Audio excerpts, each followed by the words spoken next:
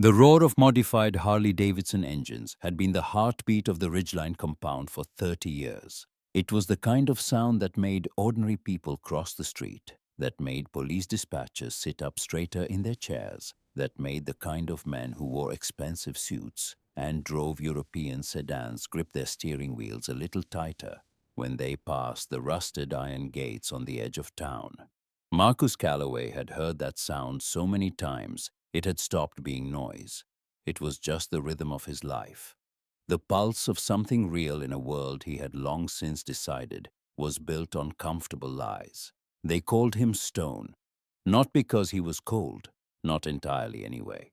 They called him Stone because in 31 years of riding, of fighting, of bearing brothers and standing trial, and watching the world try its absolute hardest to break him, not one single thing had ever knocked him off his feet. He was 52 years old, 6 feet 4 inches of scarred muscle and hard-earned stillness, and on a grey Tuesday morning in October, he was elbow-deep in the transmission of a 1993 FXR Harley when the shadow fell across the garage floor. He didn't look up right away. In his world, you didn't look up for every shadow. Most shadows weren't worth your attention. But this one was different. This one was small, and it was completely unnervingly still. Stone set down his wrench and straightened up slowly, wiping his hands on the greasy red rag he kept hanging from his back pocket. He turned around. The boy standing at the edge of the garage bay couldn't have been more than 10 years old. He was small for his age, practically swallowed by an oversized flannel shirt that hung off his narrow shoulders like a hand-me-down from a much older, much larger life. His jeans were frayed at the cuffs and caked in dried mud. His sneakers had seen better years. But it was his face that made Stone go completely still. The left eye was swollen completely shut, the skin around it blooming in a deep, violent purple that had already started turning black at the edges. A laceration cut cleanly through the boy's right eyebrow, scabbed over, but recent. His lower lip was split, and a thin line of dried blood had tracked down his chin at some point and been wiped away, leaving a faint reddish smear. And there, wrapping around the pale skin of the boy's thin neck, were fingerprints, adult-sized, dark and deliberate. Behind Stone, the grinding of metal stopped. Dex Harmon, the chapter's sergeant-at-arms, stepped out from the shadow of the parts room. Dex was 44 years old, built like a man who had never lost a fight he started. And at that moment, he was holding a half-empty bottle of beer that he forgot to drink. Cole Dravek, one of the chapter's longest-serving patched members, had been cleaning an exhaust pipe across the garage. He set it down without making a sound and stood up. The classic rock blaring from the corner radio was clicked off by Tank Morrow, the chapter's enforcer, who was staring at the boy with an expression that didn't belong on a man of his reputation. It was the expression of someone who recognized something. The entire garage went quiet. The boy didn't flinch. He didn't step back. He stood at the edge of the cracked asphalt with his chin level and his one good eye locked directly on Stone. And he asked the question that would eventually tear the entire carefully constructed world of Ridgeline, Oregon, down to its rotten foundation. "Can I work here?" Stone looked at the boy for a long moment. He had seen a lot of things in his life. He had seen men beg and men lie and men try every trick available to the human animal when they were desperate or cornered or afraid. He had seen violence in all its forms, had been the source of it more times than he cared to count. He had seen the aftermath of the worst things people do to each other, but he had never seen a child stand in front of him with that particular brand of quiet. It wasn't the quiet of someone who wasn't scared. It was the quiet of someone who had been scared for so long that fear had simply become the background noise of every single day, the way the sound of engines had become background noise for Stone. Something you stopped hearing because if you kept hearing it, you couldn't function. "You lost son?" Stone asked. His voice came out lower than he intended, rougher. "No, sir," the boy said. "I'm not lost. I'm looking for a job. I need money." From behind Stone, Dex let out a short sound that was almost a laugh. "Kid, this isn't a lemonade stand. You see what's around you?" You think we're hiring paper boys? The boy shifted his gaze to Dex with that same unsettling steadiness. I can sweep. I can clean tools. I can take out the trash. I work hard. Stone stepped forward. The size difference between the two of them was almost absurd. The boy would have fit under Stone's arm with room to spare. Where are your people? Stone asked. Who did that to your face? The boy looked down at his sneakers. His jaw tightened in a way that was too controlled, too practiced for a 10-year-old. I fell off my bike. The lie hung in the air of the garage like exhaust smoke. Every man in the room recognized it for what it was. It was the universal bone-deep lie of someone who had learned that the truth caused more pain than the injury that prompted it. Stone looked at the fingerprints on the boy's neck. You don't get marks like that from a bicycle. The boy said nothing. What's your name? Stone asked, and something in his voice shifted. Just slightly. Just enough. Bram. The boy answered, looking back up. Just Bram. Nothing else offered. Stone crouched down so he was eye level with the boy. He was still enormous at that angle, but he looked at Bram the way a man looks at something he is trying to read rather than assess. The smell of motor oil and leather and old tobacco rolled off Stone in waves. Bram didn't move back an inch. Bram, Stone said carefully, listen to me. You need to go to the police. You need to go to the hospital. A Hells Angels compound is not a place for a kid. The police won't help me, Bram said. The words were flat and certain and completely devoid of self-pity. They were a statement of fact delivered by someone who had already done the math and arrived at an answer. Stone stared at him. What do you mean they won't help you? Hospitals cost money. Bram continued, as if Stone hadn't spoken. I need to make my own money so I can leave. I work hard. You won't have to tell me twice to do anything. Stone stood slowly. He looked around at his men. Dex had lowered his beer. Colt was watching the boy with an expression that was unreadable. Tank Morrow. A man who had broken arms for far less reason than sentiment was staring at the cracked concrete floor. Stone looked back at Bram.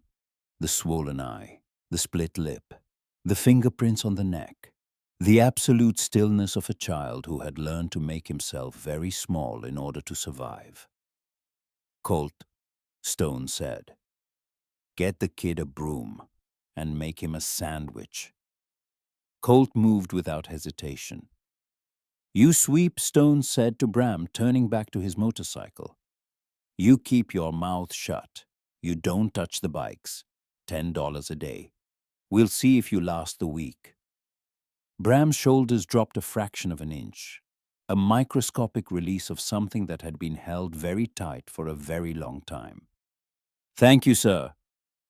Don't call me sir, Stone said without looking up. Name's Stone. As Bram walked across the garage toward Cold Stone, caught Dex's eye over the top of the FXR. He didn't need to speak. Neither did Dex. The nod that passed between them said everything that needed to be said. The boy would sweep, and they were going to find out exactly who had put their hands on him. What nobody in that garage knew on that gray Tuesday morning was that the boy had not walked through those iron gates by accident. 48 hours earlier, in a bedroom that belonged in a magazine and felt like a very beautiful cage, Nora Ellsworth had been lying awake in the dark, staring at the ceiling, listening to her husband breathe. Richard Ashford breathed like a man who had never lost a night of sleep in his life. Deep, even undisturbed. The sleep of the righteous, or at least the sleep of someone who had long since convinced himself he was. Nora had not slept properly in 3 years. She had not slept properly since the night she signed the marriage certificate in the reception hall of the Harrow County Courthouse, surrounded by colleagues who shook Richard's hand and smiled at her, and said what a lucky woman she was. She had believed them. God help her, she had believed them. She had been a registered nurse for 11 years when she met Richard Ashford. 11 years of night shifts and difficult families and decisions that actually mattered. 11 years of building a life on her own terms after Bram's father had left, and she had decided with the particular clarity of someone who has no other choice that she was going to be enough for herself, for her son.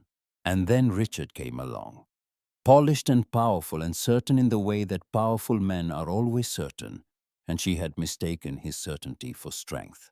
She had mistaken his control for protection. It took 18 months of marriage to understand the difference between a man who makes you feel safe and a man who simply makes everyone else seem dangerous. By then, the exits had already been quietly removed. Her nursing license had lapsed, the renewal paperwork somehow never arriving because the mail went to Richard's home office first. Her savings account had been folded into a joint account that required both signatures to access. Her car had developed a persistent mechanical problem that somehow never got repaired. Her sister in Colorado called less frequently because Richard was always nearby when the phone rang, and Nora had learned through a series of small, painful lessons that certain conversations were safer not to have. She was not stupid. She had never been stupid. That was the thing about this kind of captivity that people on the outside never understood. It didn't happen to stupid women. It happened slowly, methodically to women who were busy surviving each individual day and didn't realize until much later that the days had been arranged in a pattern. Nora understood the pattern now. She understood it completely. She understood it with the cold clinical precision of a woman who had spent 3 years observing her captor the way she used to observe difficult patients, tracking behavior, noting triggers, cataloging what was safe and what was not safe and what the margins were between the two.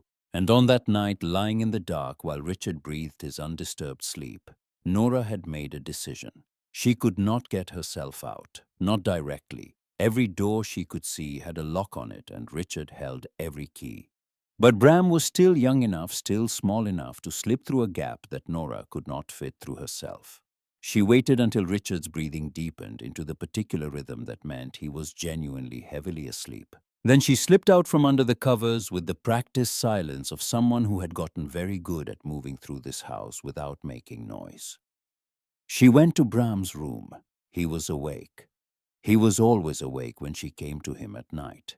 He had learned too in the way that children learn things that nobody should ever have to teach them. Nora sat on the edge of his bed. In the thin light from the window, she could see the bruising on his face from earlier that evening. Her hands wanted to shake. She did not let them. She leaned close to her son's ear and spoke in a voice barely above her breath, because she knew every room in this house and she knew which walls carried sound. She told him about the compound on the edge of town, the Hells Angels. She had seen the reports on the local news enough times to know the address, had heard Richard rail against them at dinner, often enough to have a clear picture of where they were and who they were. Men who operated entirely outside Richard's reach. Men who, by definition, could not be bought or threatened by the apparatus Richard controlled. "Go there in the morning," she whispered. "Tell them you need work. Don't tell them who sent you. Not yet." She pressed a folded piece of paper into the pocket of the flannel shirt hanging on the back of his chair. "Not until the time is right." Bram looked at her with eyes that were too old for his face. "What if they're bad people, Mom?" Nora looked at her son for a long moment. The kind of bad that hurts children, or the kind of bad that the people in suits call bad because they can't control it. Bram thought about that. He was 10 years old and he had already learned to understand the difference. "Go," Nora said softly. She kissed his forehead above the bruising very gently. "I'll find a way to follow." That was the plan. It was the only plan available to a woman with no car, no money, no phone, and a husband who ran the legal system of an entire county. It was a plan built entirely on the hope that the men Richard Ashford most despised might turn out to be the only ones in Ridgeline, Oregon, with a code that actually meant something. It was, she knew, a desperate plan, but desperation, she had learned, was just another word for clarity. For 2 weeks, Bram Ellsworth became a quiet, diligent fixture in the Ridgeline Hells Angels compound. He was true to his word. He worked with a focus and a thoroughness that belonged to someone much older. sweeping the vast concrete floors of the garage until they were cleaner than they had been in years, learning to identify and correctly sort every wrench socket and ratchet in Koldravek's notoriously chaotic tool chest, hauling heavy bags of trash to the dumpsters out back with his slight frame and his absolute refusal to ask for help. The men adapted around him in ways none of them would have predicted, and none of them commented on because acknowledging it would have required a kind of self-examination that didn't come naturally to men who had built their identities on being hard. Swearing dropped to a mutter. Business conversations moved to back rooms when Bram was in the garage. Tank Morrow, who had once broken a man's jaw over a parking dispute, began leaving sandwiches on the workbench near wherever Bram was working, and then walking away before the boy could thank him, because he was Tank Morrow and he had a reputation to consider. Colt Dravek, who had been assigned to watch Bram and had taken the assignment with the resigned pragmatism of a man doing a job, found himself actually watching the boy, not as a guard watches a charge, but as someone watches something they are trying to understand. The boy never complained. He never asked for anything beyond the $10 a day that Stone had offered. He ate whatever was put in front of him, and he worked until Stone told him to stop. And then he sat quietly in the corner of the garage and read whatever was available, which was mostly outdated motorcycle catalogs and a battered paperback copy of Jack London that Dex had left on a shelf years ago and forgotten.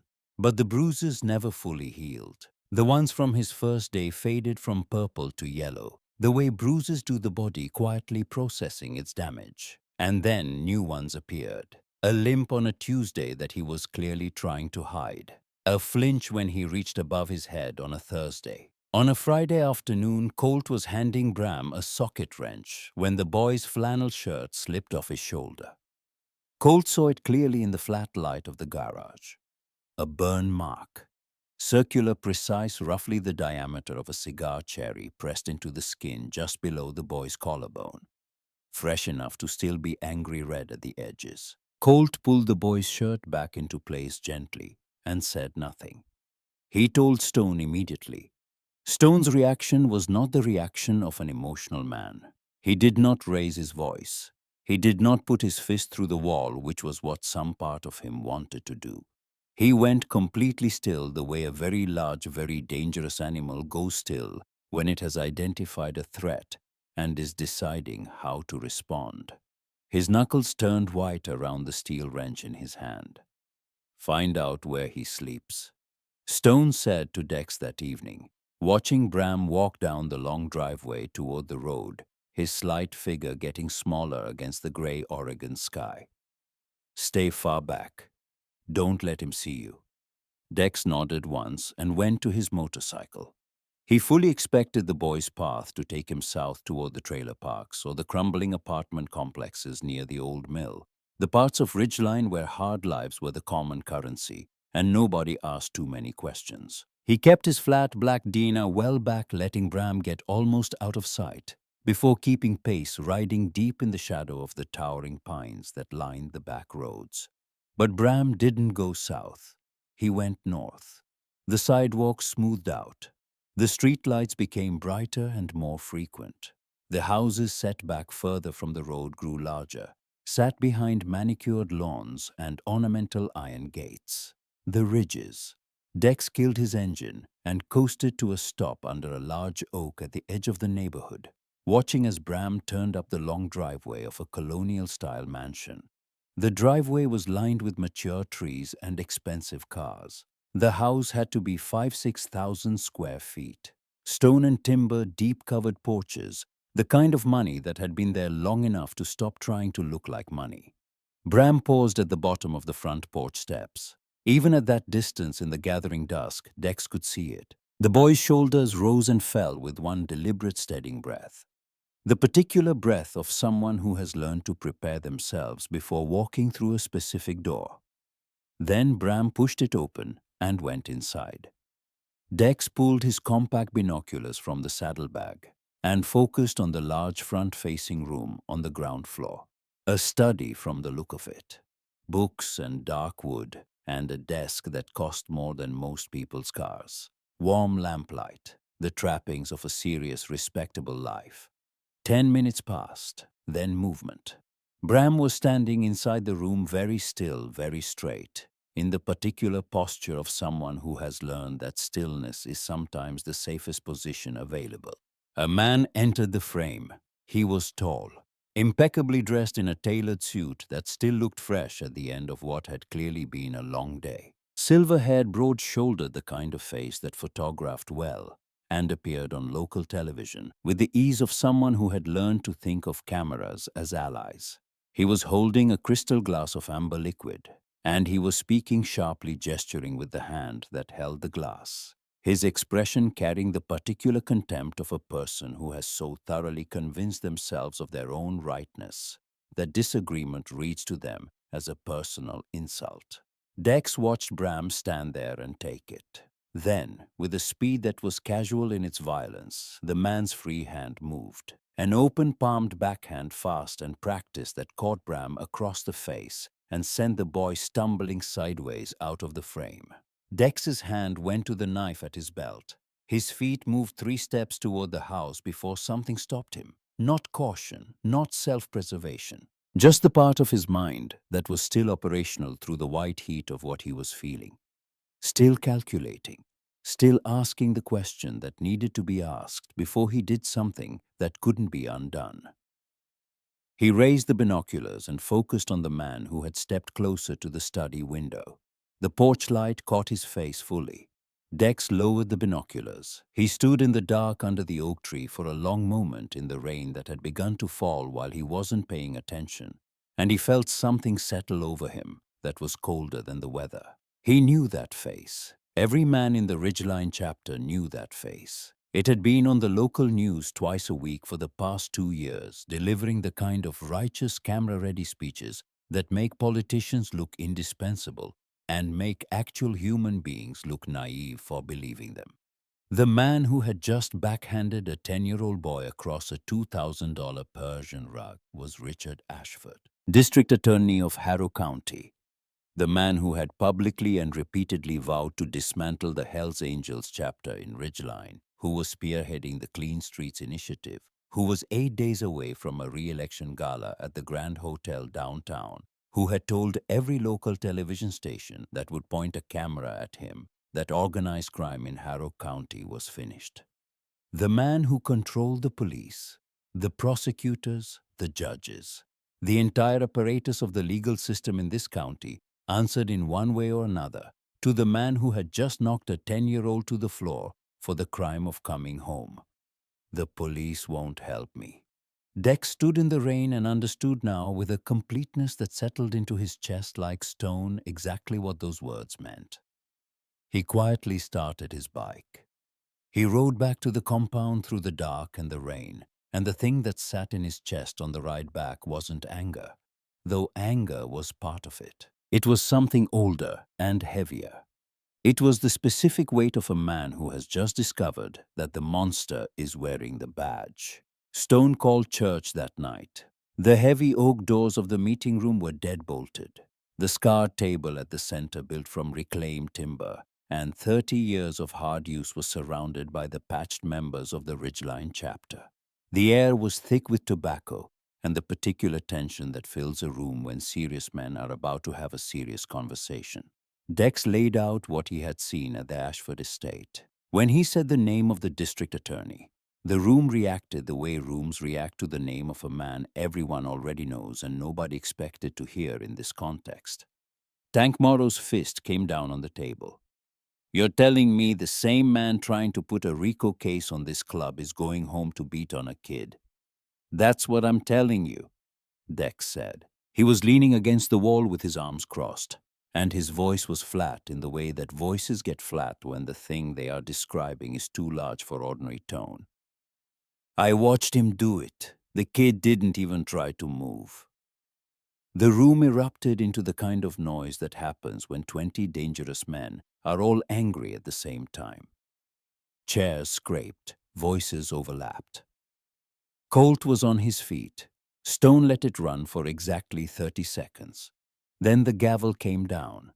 The sound cut through the noise like a blade, and the room went quiet in the way rooms go quiet when Marcus Calloway decides that quiet is what the room needs. "Sit down," Stone said. His voice didn't rise. It never did. "All of you." They sat. Stone stood at the head of the table and looked at his men one by one. He took his time.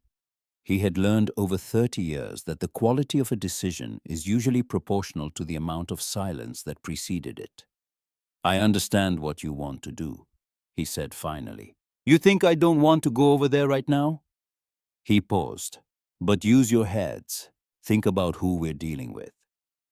He leaned forward and placed both palms flat on the table. "Ashford controls the DA's office, which means he controls prosecution in this county. He has the mayor's ear, and the mayor controls the budget for every police unit in Harrow. Captain Roy Stacks commands the tactical division and has been Ashford's personal fixer for at least 5 years." Stone looked around the table. "If we ride over there tonight and do what every instinct in this room is telling us to do, what happens at 8 o'clock tomorrow morning?" The room was quiet. "Every state police unit with a warrant gets pointed at this compound."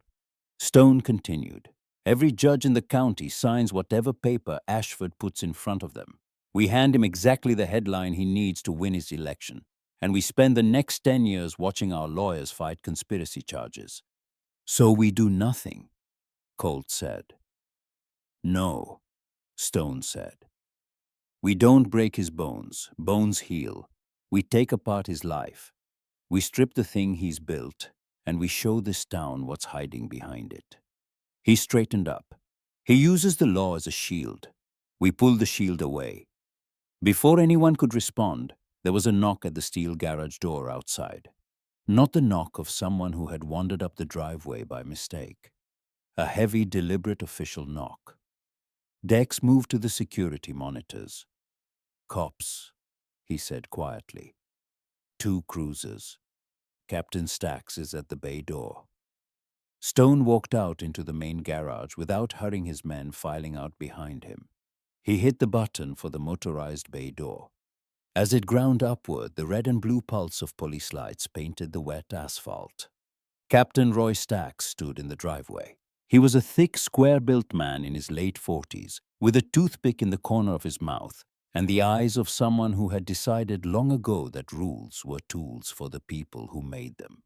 3 officers flanked him, hands on holsters.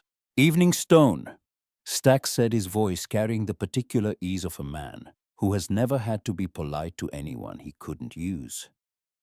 "Wellness check. We got an anonymous tip about a runaway kid. Boy about 10 years old seen hanging around your property."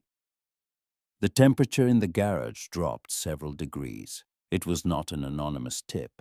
Ashford had noticed. The grease on Bram's hands, maybe. The smell of exhaust on the boy's clothes. The specific smell of a place Ashford had been carefully cataloging for 2 years in preparation for destroying it. He had sent his dogs to find his property. "No kids here," Stone said. He stepped directly into Stack's personal space, forcing the captain to look up. "This isn't a daycare. Now take your lights off my property before I call our lawyer and have you written up for harassment." Stacks held the gaze for a long moment. Then he smiled. The particular smile of a man delivering a message he has been paid to deliver. "Word of advice, DA's cracking down. Air in this town is getting clean." The smile didn't change. "I find a kid here, I shut this place down. I put you in a cage." "Good night, Captain," Stone said and hit the button. As the door descended, cutting off the light and the rain and the red and blue pulse, Stone turned around and found Bram standing in the middle of the garage. The boy had come out from the back room. He had heard every word. He was holding a greasy rag in both hands, and his knuckles were white around it. And he was shaking, but his eye was dry and his chin was level, and the expression on his face was the expression of someone who has just had their worst fear confirmed and is trying to decide whether to collapse or keep standing. He chose to keep standing. "They're going to take me back to him," Bram said. His voice was almost steady. "He told me if I ever talked to anyone, he'd have the police arrest me for stealing. Put me in the foster system so deep no one would ever find me." Stone walked across the garage and dropped to one knee on the oil-stained concrete floor, ignoring the grime, ignoring everything, except the 10-year-old boy in front of him, who was trying very hard not to be afraid. He placed one heavy, calloused hand on Bram's thin shoulder. "Nobody's taking you anywhere," Stone said. The words were quiet. They were not the words of a man making an empty promise. They were the words of a man who understood exactly what he was committing to and had already decided the cost was acceptable. "This club doesn't back down from the police, and we sure as hell don't back down from men who hurt children." Bram looked at him, one good eye steady and searching. Then for the first time since he had walked through the iron gates 2 weeks ago, the boy's chin dropped a fraction of an inch. Not in defeat. In something that was very close to and might have been relief. Stone stood and looked at Dex. "Get Cypher on the phone. Portland chapter. Tell him we need him here by morning." He looked at Colt. "Bram doesn't leave your sight." Then Stone looked back at the steel door still settling in its tracks, still shutting out the rain and the police lights and the world that Ashford controlled. A slow, dangerous thought was forming behind his eyes. But while Stone was calculating his next move, there was something he didn't know yet. There was something none of them knew yet. Inside the compound's makeshift back office, while Colt set up a cot and checked that the small room was secure, Bram sat on the edge of the cot and reached into the pocket of his flannel shirt. He pulled out a small piece of paper folded into quarters that had been riding in that pocket since the morning he left the Ashford house. He hadn't looked at it since his mother pressed it into his hands. He had just carried it. He unfolded it now and read it in the thin light. His mother's handwriting. Small and careful, the handwriting of a woman who had learned to write small because space had become a limited resource. The note told Stone where the safe was, what was in it, when it would be unlocked, and it gave the combination. 4 digits. March 16th. 0316, Bram's birthday. At the bottom of the note in letters slightly larger than the rest, as if the pen had pressed down harder without meaning to, it said, "He thinks sentimentality is a weakness. Use it against him." Bram folded the paper back into quarters and held it in his palm. Outside the office door, he could hear Colt moving around in the garage, the familiar sounds of the compound settling into its nighttime rhythms, the distant low conversation of men who were deciding things. His mother was still in that house. She had sent him through the only door she could find, and then gone back inside and locked the door behind her. And now she was in there with nothing but whatever she had managed to think of in advance, and whatever she could still reach from the inside. And she had thought of quite a lot. Bram tucked the note back into his pocket. He lay down on the cot.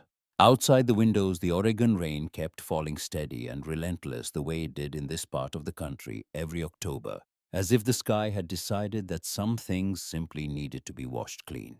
In the garage, Stone Calloway was on the phone with a man from Portland who went by the name Cypher, explaining the situation in the flat, economical language of a man who had learned to say difficult things without decoration. None of them knew yet what was written on that piece of paper in Bram's pocket. But the plan was already in motion. Had been in motion since the night a woman in a beautiful cage had leaned over her son's bed and spoken in a voice barely above a breath and sent him through the only open door. The only thing left to discover was whether the men on the other side of that door were who she had hoped they would be. The morning after Stax came to the compound, Stone Calloway did not sleep. He sat in the worn leather chair in the corner of his office, the one that had been there since before he took over as president, the one that had absorbed 30 years of hard decisions and harder nights. And he drank black coffee and watched the Oregon dawn come in gray and reluctant through the single window. The rain had stopped sometime around 3 in the morning.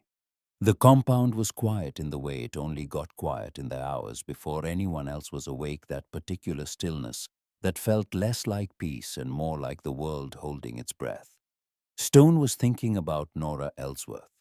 Cypher had arrived at midnight in an unmarked panel van, lanky and precise, with the kind of energy that belonged to a man who did his best work when everyone else was asleep. He had set up his equipment in the back room with the focused efficiency of a surgeon laying out instruments, and by the time Stone brought him his first cup of coffee, 3 monitors were running, and Cypher's fingers were already moving.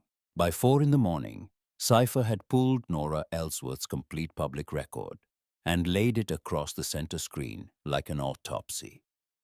Nora Ellsworth née Caswell, 38 years old, registered nurse licensed in the state of Oregon, 11 consecutive years of clean record at Harrow Regional Hospital.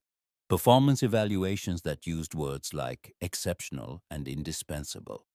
A single mother from the time Bram was 2 years old, which meant she had been doing this alone, building this life alone for 8 years before Richard Ashford walked into it. She had been, by every available measure, exactly the kind of person who holds communities together quietly and without recognition. The kind of person you don't notice until they're gone, and then you feel the absence everywhere. Her nursing license had lapsed 14 months into the marriage. The renewal application, Cypher noted, had been submitted twice, and both times had gone to the address of the Ashford estate. Neither application had been completed. The second one hadn't even been opened. Her personal checking account had been closed 22 months ago. The closure had been initiated from a branch on the east side of Ridgeline in person by a woman matching her description, accompanied by a man matching Ashford's description.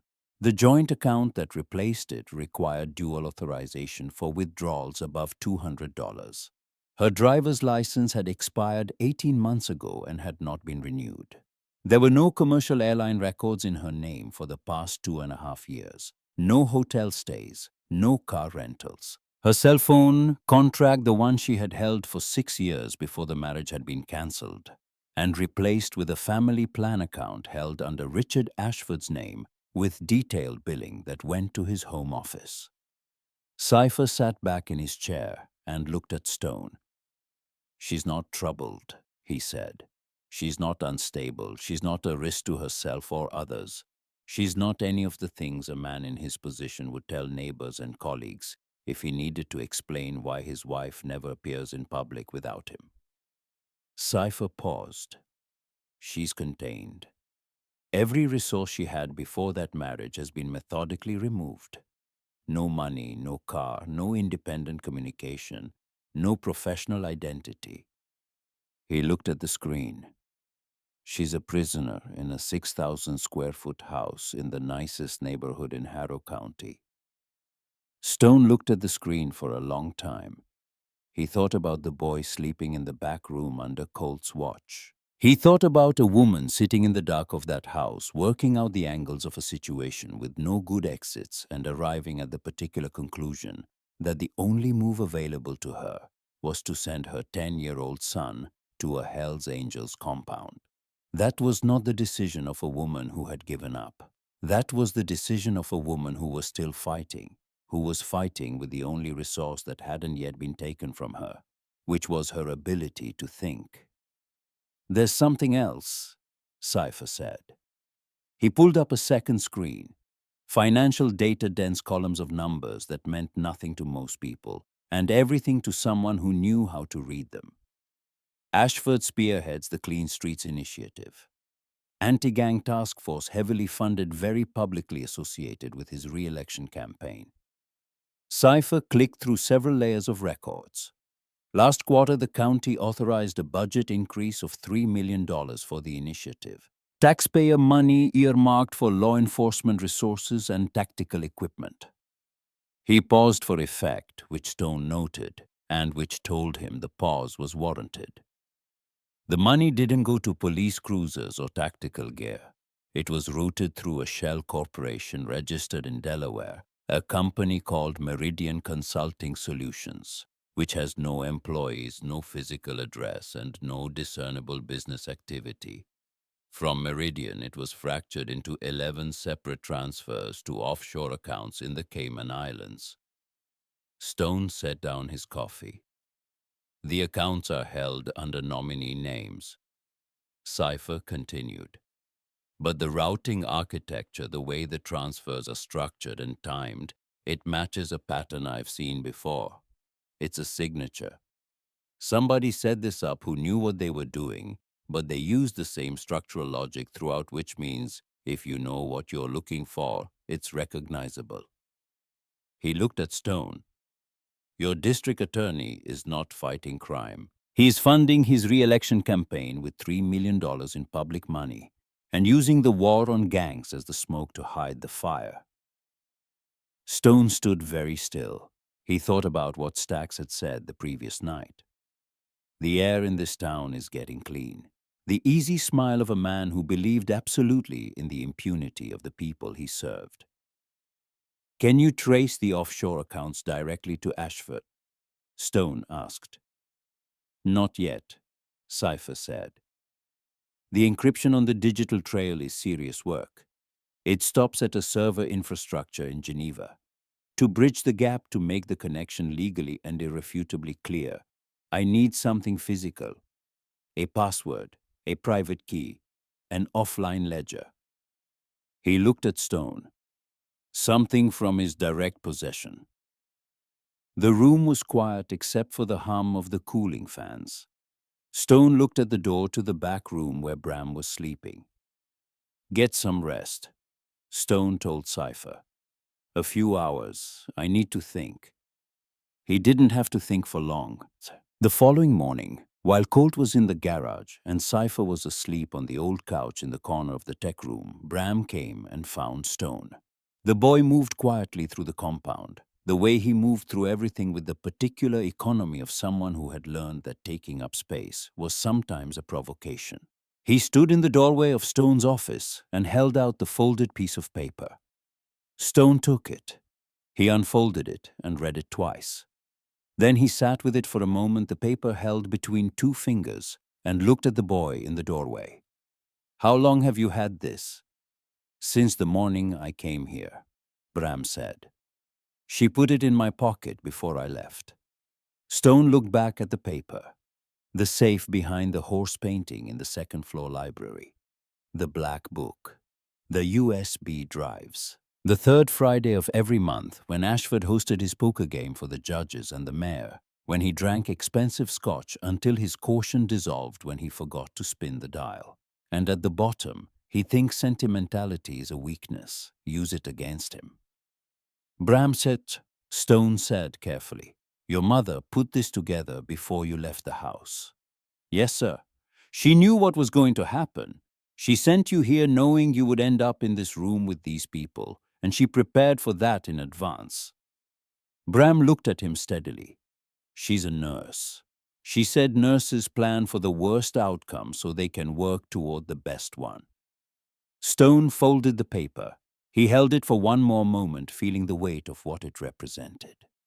A woman with no resources and no exits, who had thought further ahead than any of them, had identified the exact piece of the puzzle they were missing, and had found a way to deliver it from inside a locked room. There's something else, Bram said. Stone looked at him. The boy came the rest of the way into the office and sat down across from Stone in the chair that was too big for him, with the composure of someone who has something difficult to say and has decided to say it anyway. He told Stone about the pills, not the way a child tells a story, clinically in the precise language of someone who had observed something with careful attention over a long period. The small blue pills Ashford placed beside Nora's glass every evening. The way she changed after she took them, quieter, more compliant. The particular quality of her eyes on the evenings when she had taken them versus the rare evenings when she hadn't. The one time Bram had seen her palm the pill instead of swallowing it, and the difference in her voice when she spoke to him that night. Clearer, more like herself, more like the woman who had taught him to read, who had worked double shifts without complaining, who had looked at her life with no safety net, and decided that was fine because she would build her own. Stone listened to all of it without interrupting. When Bram finished, Stone said, she knows what's in the safe. She knows everything about that house, Bram said. She's been in it for 3 years with nothing to do except watch. Stone looked at the piece of paper in his hand. Then he looked at the boy. She's still doing this. Right now, while we're sitting here, she's still working. Bram nodded. She always said the difference between a good nurse and a great nurse was that a great nurse kept doing the job even when the situation was out of control. He paused. She said you don't stop because you're scared. You keep the protocol running. Stone stood up. He walked to the doorway and called for Cypher. That afternoon, Cypher's phone rang. He almost didn't answer it. The number was listed as unknown, and unknown numbers at 2 in the afternoon on the day after a police visit to the compound were not in Cypher's experience typically good news. He answered it. The voice on the other end was a woman's voice. Quiet, controlled with the particular cadence of someone who has rehearsed what they are going to say and is delivering it within a specific time window before the window closes. "I need to speak to the man in charge," she said. Cypher handed the phone to Stone without a word. Stone put it to his ear. "My name is Nora Ellsworth," the voice said. "I know what you're looking for. I know where it is, and I know how to make sure you can reach it." A brief pause, not hesitation, calculation. "But I need you to promise me something before I tell you anything else." Stone said, "Talk." "When this is finished," Nora said, "Bram never has to look over his shoulder again, not for Richard, not for his people, not for anyone connected to any of this. He gets a clean exit and a life that isn't defined by what happened in that house." Stone was quiet for 3 seconds, not because he was uncertain, because he understood that this woman deserved a considered answer rather than a reflexive one. "You have my word," he said. Another pause. Then Nora began to speak. She spoke for 90 seconds. She described the safe in precise terms, its location, its mechanism, its contents, as she understood them. She confirmed the combination. She described Ashford's behavior on the third Friday of the month with the clinical specificity of someone who had observed it many times. She told Stone about the poker game, the scotch, the particular progression of Ashford's intoxication, and the way his caution degraded as the evening went on. She told him one additional thing that she had not put in the note because she hadn't known it when she wrote the note. She had learned it 4 days ago. "He has a re-election gala next Saturday night at the Grand Hotel," she said. "The whole county will be there. Press donors, the mayor, the judiciary. He's been preparing his remarks for 2 weeks." Her voice was even. "If you're going to do this, that's when you do it. In front of everyone. That's the only way it sticks." Stone said, "That's 8 days." "Yes," Nora said. "The third Friday is in 2 days. That's your window for the safe." A brief pause. "I'll make sure it's open." The line went dead. Stone held the phone for a moment. Then he looked at Cypher. "The third Friday is the day after tomorrow. How much time do you need once you have the drives?" Cypher considered. 48 hours if the encryption is standard. Maybe more if he's used something military grade. "Then we have exactly enough time," Stone said, "and not 1 day more." There was one practical question about the phone itself that Stone had considered. Ashford was a careful man, careful about everything, except the things he was arrogant about. He kept multiple prepaid devices for communications. He needed kept off his official records, a standard practice for a man in his position, who had learned that the channels he used to prosecute others could be turned against him. The device Nora had used was one he rotated infrequently, kept in the back of a locked desk drawer, and checked perhaps twice a week. She had used it in a window she had mapped through months of observation, returned it to exactly the position she had found it, and given herself a margin of 2 days before he would look at it again. She had measured the risk with the same precision she brought to everything else. And she had decided it was acceptable. That Thursday night arrived with another Oregon rain, steady and cold, hammering the compound roof in long silver sheets. Stone had selected 4 men, himself, Dextank Morrow, and Ghost. Ghost's real name was Travis Webb.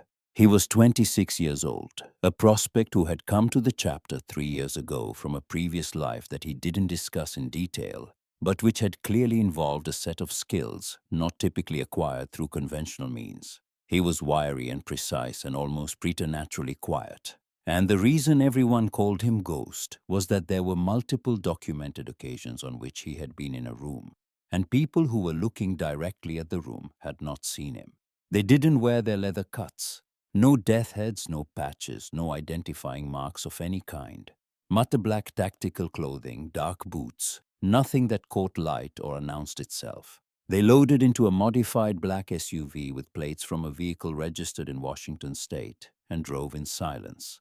They parked a mile from the Ashford estate. The rain was an asset. It absorbed sound and it kept people indoors. And it gave the kind of legitimate cover that no amount of planning could manufacture. They moved through the woods that bordered the ridges on foot through mud and wet pine needles, and the particular darkness of an Oregon night under heavy cloud cover. And they moved in the disciplined silence of men who had done difficult things in difficult conditions before. Through his night vision binoculars, Dex surveyed the back of the mansion from the tree line. The poker game was in full swing in the ground floor sunroom. Through the large windows, the warm light of wealth and fellowship played across the faces of Harrow County's ruling class. Ashford was visible, laughing broadly, filling glasses, fully inhabiting the version of himself that he showed to people who mattered. Mayor Higgins was to his right. Two men in the blazers of circuit court judges sat across the table. Captain Stacks was not at the table. He was visible near the service hallway, standing with a drink, and the watchful posture of a man who considered himself both guest and security. The second-floor library window was dark. Two perimeter guards, Dex murmured into his community. One near the pool house, one on the east garden path. Rotation is roughly 8 minutes. Library window is clear. Stone said, "Ghost." Ghost was already moving before Stone finished saying his name. He crossed the open ground between the tree line and the back of the house, in the interval between one guard's rotation and the next, his footfall silent in the wet grass, his body low and unhurried, in the way of someone who understands that obvious speed is its own kind of visibility. He reached the stone trellis on the back patio and went up it with a speed and precision that made it look easy in the way that things look easy when they are performed by someone who has done them many times before. 30 seconds after he left the tree line, Ghost was on the second-floor balcony outside the library. The glass cutter made no sound worth mentioning. A single pane removed the latch, released the French door, opened inward. Ghost slipped inside and the darkness swallowed him. In the tree line, Stone, Dex and Tank waited. The rain fell. The minutes accumulated. Downstairs through the sunroom windows, Ashford refilled glasses and said things that made the mayor laugh. Upstairs in the dark library, Ghost moved by the thin red beam of a penlight, reading the room, mapping it against the description he had been given. The horse painting was on the south wall, a large oil canvas in a heavy gilt frame, a thoroughbred in full gallop against a stormy sky. Ghost swung it open on its hinges. The wall safe behind it was a solid steel door set flush with the plaster, with a digital keypad and a mechanical handle. The keypad was showing a faint green indicator light. Unlocked. Ghost pressed the handle and the door swung open on well-maintained hinges. Jackpot, he breathed into his mic. On the shelf inside a black leather-bound ledger, thick and worn at the spine, a small velvet pouch. Ghost opened the pouch and confirmed what was inside. 7 USB flash drives, varying sizes, unlabeled. "Grab it and go," Stone said through the earpiece. Ghost put the ledger and the drives into his waterproof satchel. He closed the safe and repositioned the painting. He had one additional task before leaving. Earlier that evening, Cypher had remotely accessed the Ashford estate's own security camera system, exploiting a firmware vulnerability in the camera controller that the installer had never patched. The study camera, which Ashford believed recorded to a local drive he controlled, was now mirroring its feed to Cypher's secure server. Ghost did not need to touch the camera. The access was already in place. He moved to the balcony door. He was 3 steps from the balcony when the library door handle moved. Ghost went still. He was behind the large leather armchair in the corner. Before the handle had completed its turn, folded into the shadow with his back against the wall and his breathing shallow and controlled. The door opened. Yellow hallway light swept into the dark room. Richard Ashford stood in the doorway. He was less polished than he appeared on television. His jacket was office tie, loosened the careful presentation of the public man softened by a quantity of expensive scotch and the comfort of a room full of people he owned. Behind him, Roy Stacks stepped in and pulled the door to. Ashford walked to his desk without turning on the overhead light. He set down his glass and opened the humidor on the corner of the desk. "I'm telling you, it's getting messy," Stacks said. He kept his voice low. "The bikers didn't move when we went to the compound. The kid's been gone over 2 weeks. If someone gets to him before we do, the boy won't talk," Ashford said. He was clipping a cigar with the unhurried confidence of a man who has not spent one moment sincerely worried about something in years. "He knows better, and if he does, he disappears into the foster system at the speed of a phone call. He's a troubled kid from a bad home." Ashford lit the cigar and drew on it. "Who's going to argue?" Stacks shifted his weight. "And Calloway. His people didn't blink Richard. That concerns me." Ashford turned and looked at his captain. In the thin light from the hallway, his face was the face of a man who has confused the absence of visible consequences with immunity. "Before my gala next Saturday, I want their compound raided, and I want Marcus Calloway in custody. Find a reason. Make one if you have to. I want them out of the picture before the cameras show up." Stacks nodded slowly. "And the offshore transfers. If anyone starts looking at the initiative budget." "Nobody looks at the initiative budget because nobody in this county signs a warrant without my approval."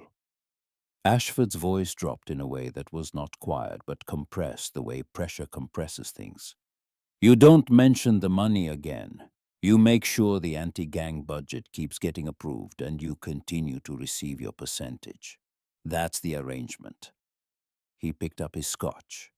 "Now go back to the game. And check on my wife before you do. Make sure she's taken her medication." Behind the leather armchair, Ghost had his finger on the transmit button of his comm unit. He pressed it twice in rapid succession. The delay signal. He was also pressing the record button on the compact audio device clipped inside his jacket.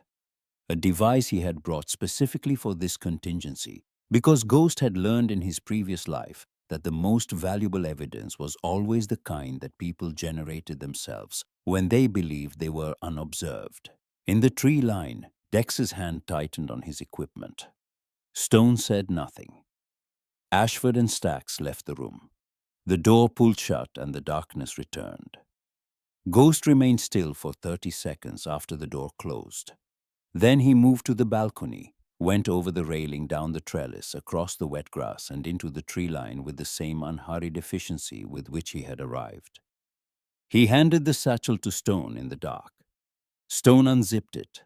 The ledger was there, damp at the edges but intact. The velvet pouch with the drives. But Ghost held out something else, a small device no larger than a shirt button that he had clipped to the inside of his jacket. "I got all of it," Ghost said. "Everything Ashford said in that room. The raid order, the money, the instruction to plant evidence, all of it is voice-clean audio." Stone held the recorder for a moment. He looked back through the trees at the glowing windows of the Ashford estate where the poker game continued, and glasses were refilled, and the comfortable machinery of protected power ran on without interruption. "Good work," Stone said. "Now we move."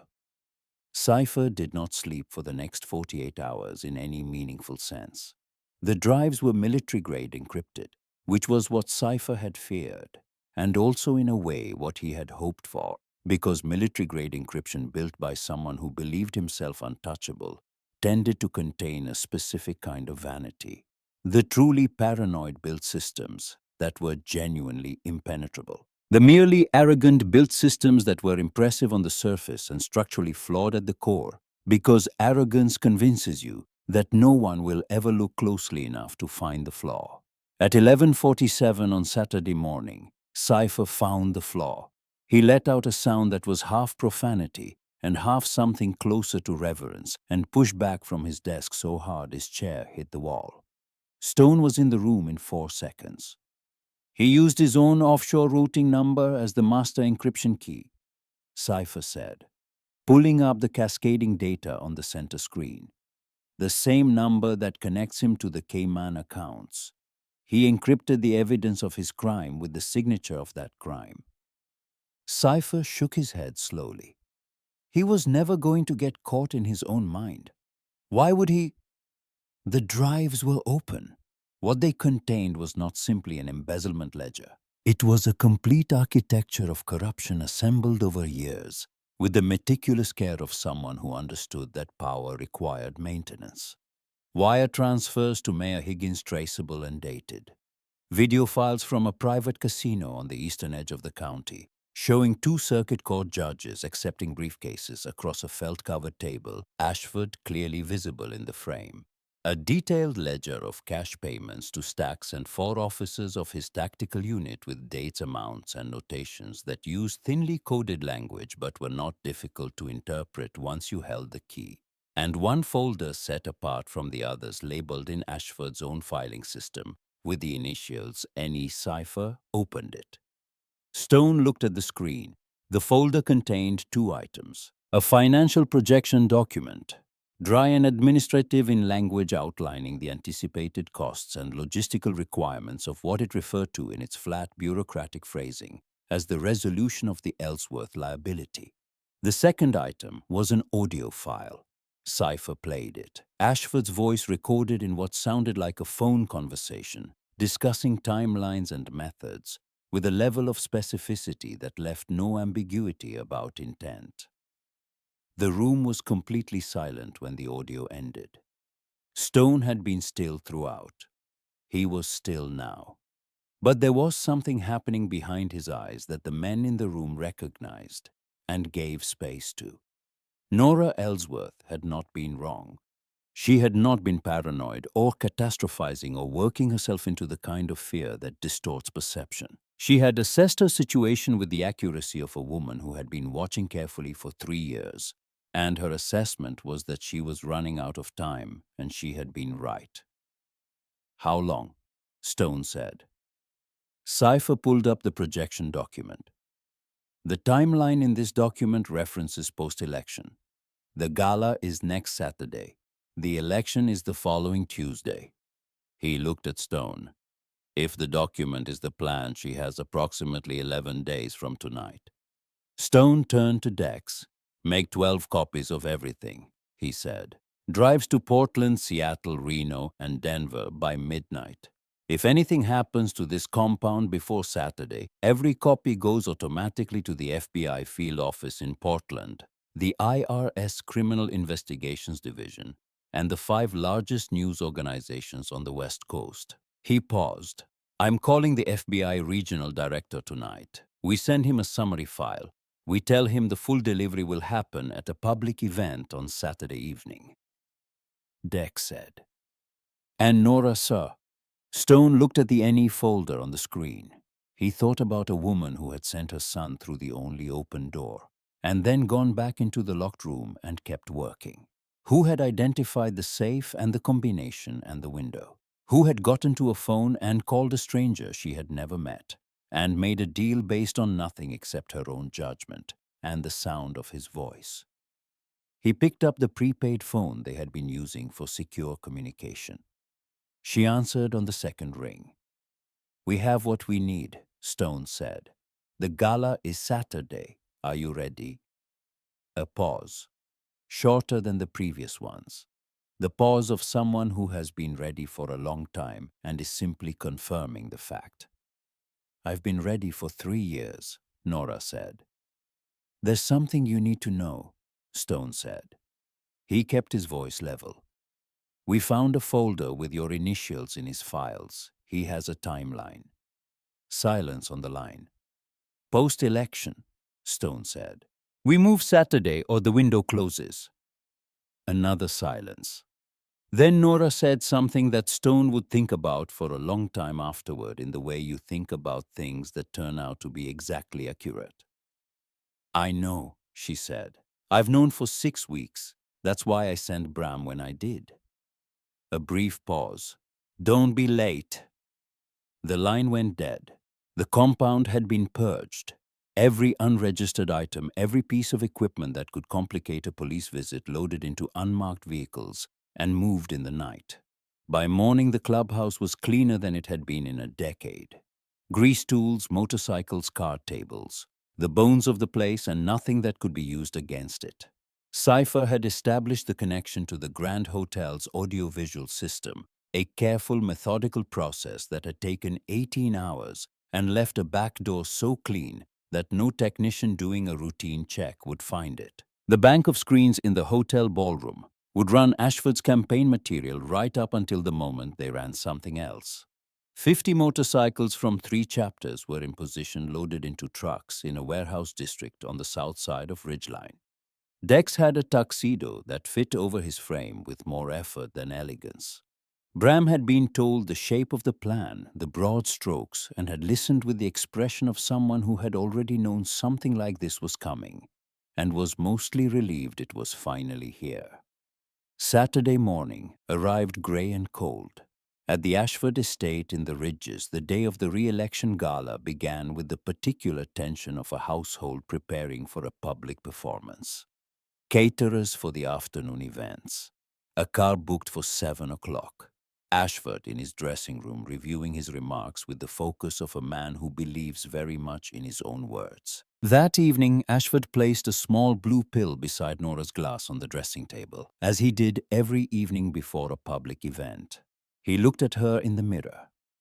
Big night, he said. He said it with the warmth of a man who has long since stopped meaning anything he says, but has not stopped performing the meaning. You look beautiful.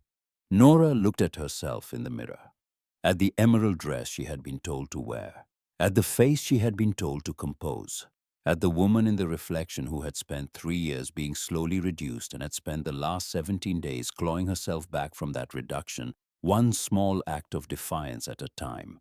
She picked up the pill. She looked at it. Then she placed it on her tongue, raised the glass, and swallowed. Ashford watched her reflection in the mirror. Satisfied, he turned away to finish his cufflinks.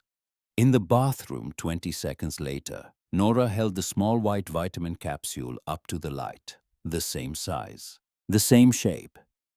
She had emptied the original blue pill into the toilet on day 5 and refilled the capsule with a calcium supplement from the bottle in the medicine cabinet.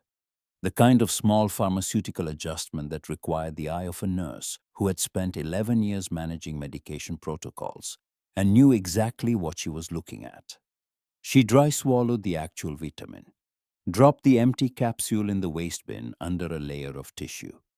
Then she walked back to the mirror and finished her makeup with steady hands.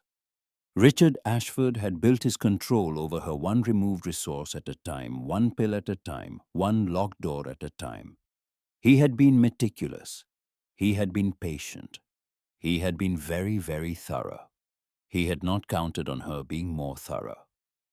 Nora Ellsworth looked at herself in the mirror and for the first time in 3 years saw the woman she recognized looking back. The car was at the door at 7 o'clock. She walked out to it with Richard's hand at the small of her back and the phone in her evening bag and the full and complete use of her own mind. The Grand Hotel was 12 minutes away. Whatever was going to happen there, she was ready for it. She had been ready for 3 years. The Grand Hotel had stood at the center of Ridgeline for 90 years, and in those 90 years it had hosted governors and funerals and wedding receptions and the kind of private dinners where the real decisions about a county's future got made over the second bottle of wine. It was the kind of building that understood its own importance, that wore its history in the weight of its stone facade and the height of its ceilings and the particular gold of its chandeliers, which had been original to the building and had survived every renovation because nobody had ever had the nerve to replace them. Tonight, the ballroom held 300 people. They were the architecture of Harrow County's civic life. Donors in dark suits and women in dresses that cost what most families spent on groceries in a month. The local press corps set up along the side wall with their cameras and their notepads there to document what was being billed as a triumphant moment in the county's ongoing war against organized crime. The mayor was at a table near the stage, his jacket perfectly pressed, his expression carrying the comfortable authority of a man who had never seriously considered the possibility that comfort and authority might someday be taken from him simultaneously. Two circuit court judges sat 3 tables back. The police chief was near the service corridor talking to a junior officer. And at the front table, directly below the elevated stage and its gleaming podium, sat Nora Ellsworth in an emerald dress with her hands folded in her lap and her eyes clear and her mind running at full capacity for the first time in 3 years. She had arrived on Richard's arm, smiled at the people he introduced her to, accepted the glass of sparkling water. A waiter pressed into her hand and taken her seat with the composed grace that 3 years of enforced performance had made into something close to instinct.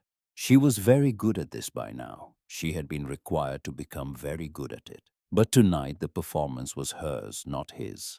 Across the ballroom, Richard Ashford worked the room with the ease of a man in his natural habitat. He moved from table to table with his scotch and his handshake and his laugh, the warm and convincing laugh of someone who had learned that voters trusted men who seemed to enjoy themselves. He was comfortable. He was confident. He was in every observable way a man who believed tonight was going to go exactly as planned. Nora watched him. She watched him the way she had learned to watch him over 3 years of close and involuntary observation, with the clinical detachment of a woman who has mapped a dangerous thing so thoroughly that it has lost its power to surprise her. She noted the precise degree of his confidence, the way he held his glass the moment he glanced at his watch, and calculated the distance to the podium. She noted that he did not look at her once after they were seated. She had long since stopped being something he needed to monitor. She was furniture. Expensive, well-maintained, correctly positioned furniture. That was what the pills had accomplished over 3 years. Not simply compliance, the convincing simulation of irrelevance. He had no idea she was the most dangerous person in the room. At 7:43, Nora reached into her evening bag. Her fingers found the prepaid phone beneath the folded program and the small pack of tissues she had placed there deliberately to give the bag the right weight and shape. She angled the bag in her lap, her posture unchanged, her expression politely attentive to the table conversation around her. She typed 4 words and sent them. Clear, do it now. She set the phone back beneath the tissues and folded her hands in her lap again. 3 miles away in the warehouse district on the south side of Ridgeline Stone, Calloway's phone vibrated once. He looked at the screen. He looked up at the 50 men seated on 50 idling Harley-Davidson motorcycles in the cavernous dark of the loading bay, and he said one word: move.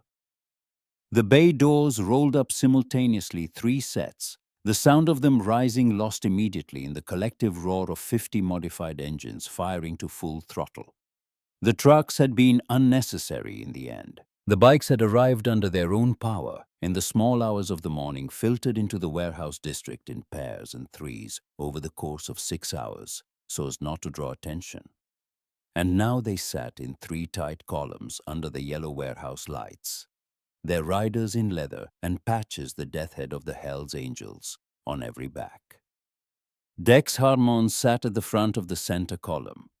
He was wearing a tuxedo jacket over a white dress shirt, and his cut the Hells Angels patch sewn directly onto the lapel in the particular way that made clear it was not a fashion choice, but a statement of identity. He had looked at himself in the mirror that morning for a long time without particular vanity. He was not the man for mirrors, but there was something in the combination that felt, if not exactly right, then honest. 2 things he was at the same time making no apology for either. In the armored cab of the lead vehicle, Colt Dravek sat with Bram Ellsworth. The boy was watching the monitors. Cypher had set up a 3-screen array in the cab, pulling feeds from the cameras Ghost had placed in the hotel's event corridor earlier that afternoon. Small devices that blended into the architectural detail the way Ghost blended into shadow. The ballroom was visible. The stage was visible. The podium with the county seal was visible. Bram watched the screen that showed his mother sitting at the front table in her emerald dress. He had not seen her in 17 days. She looked smaller than he remembered in the way that people look smaller when you have been afraid for them. But her posture was straight, and her hands were still, and she was facing forward, and even through the compressed resolution of the camera feed, Bram could see that her eyes were different from the way they had been for most of the past 3 years. There was something present in them, something that had been muted for a long time and was no longer muted. Colt put a hand briefly on the boy's shoulder and said nothing. The column of motorcycles moved out of the warehouse district into the empty streets of Ridgeline's south end, running without headlights for the first 6 blocks, a river of dark machinery moving through the dark city. At the Grand Hotel, the program was beginning. The master of ceremonies, a local television anchor, who had covered Ashford's Clean Streets initiative with the uncritical enthusiasm of someone who had been very carefully cultivated as a friendly voice, stepped to the podium and delivered the kind of introduction that turns a politician into a myth. He spoke about crime rates and community safety and the courage it took to stand between ordinary citizens and the forces that threatened them. He used the word relentless 3 times. The 300 people in the ballroom applauded at the correct intervals. Richard Ashford took the stage. He was very good at this. That was the thing Nora had always understood about him that made him particularly dangerous. He was not simply a corrupt man in a position of power. He was a gifted performer who had found that performance and power, combined with the right infrastructure of fear and money, were essentially invincible. He stood at the podium with the easy authority of someone who had stood in front of cameras so many times that the cameras had become invisible, and he looked out at the room and he smiled.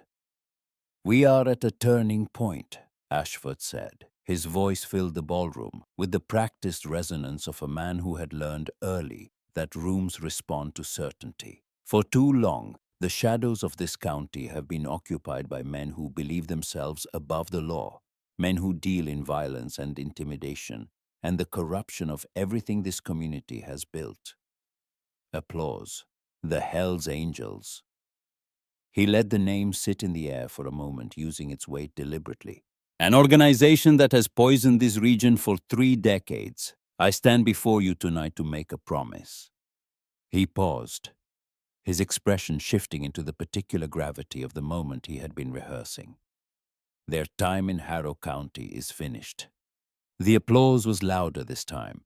In fact, Ashford continued his smile, returning the smile of a man savoring the delivery of good news. As we speak, a specialized task force is executing a comprehensive operation against their primary compound on the edge of the city. By tomorrow morning. He stopped. The sound had been building for approximately 30 seconds, low enough at first to be mistaken for traffic or distant machinery, but it was unmistakably getting closer. And it was unmistakably not traffic. It was a specific sound, mechanical and purposeful, and multiple the sound of large engines being driven by people who were not concerned about being heard. The crystal in the chandeliers began to vibrate. The champagne in the glasses on the tables sent out small concentric rings. People were looking at each other with the uncertain expression of guests who have registered something wrong, but have not yet identified what it is. Then the ballroom doors came off their hinges. Not opened, not pushed. The heavy gold-leaf double doors of the Grand Hotel ballroom were kicked from the outside with sufficient force that both of them swung inward, and the brass hardware that had held them for 90 years clattered across the marble floor and came to rest against the legs of the tables nearest the entrance. The sound that followed was the sound of 50 Harley-Davidson engines idling in the hotel's main corridor. A sound that was entirely wrong for the space and entirely deliberate in its wrongness, filling the marble and plaster and gilt of the ballroom with a vibration that was more physical than acoustic. 300 people went completely still. The Hells Angels of the Ridgeline. Portland and Seattle chapters walked into the ballroom in a single formation 20 wide, moving in the unhurried unison of people who have decided what they are going to do and have no concerns about doing it. The leather and the patches and the death heads and the sheer physical presence of 50 men who had spent their lives being exactly what they were, making no concession to the expectations of rooms like this one.